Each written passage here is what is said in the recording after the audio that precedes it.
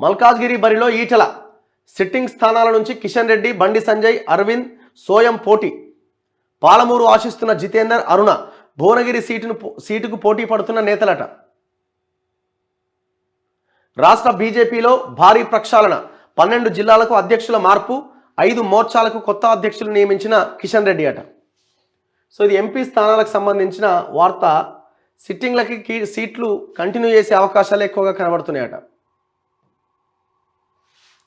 తెలంగాణ నుంచి లోక్సభ ఎన్నికల బరిలో నిలిచే పార్టీ అభ్యర్థుల జాబితాను సాధ్యమైనంత త్వరలో ప్రకటించాలని బీజేపీ నాయకత్వం యోచిస్తున్నది.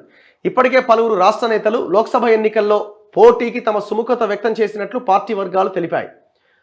బీజేపీ రాష్ట్ర అధ్యక్షుడు, సికింద్రాబాద్ సిట్టింగ్ ఎంపీ కిషన్ రెడ్డి మరోసారి అదే స్థానం నుంచి బరిలో దిగేందుకు ఆసక్తిగా ఉన్నారట.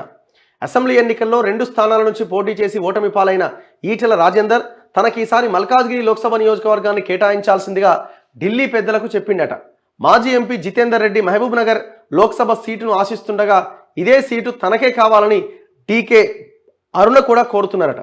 భువనగిరి నియోజకవర్గం నుంచి పోటీ చేస్తామంటూ బూర నరసయ్య గౌడ్, శ్రీరామ్ వెదిరే, దామోదర్ రెడ్డి అధిష్టానాన్ని కోరిరట.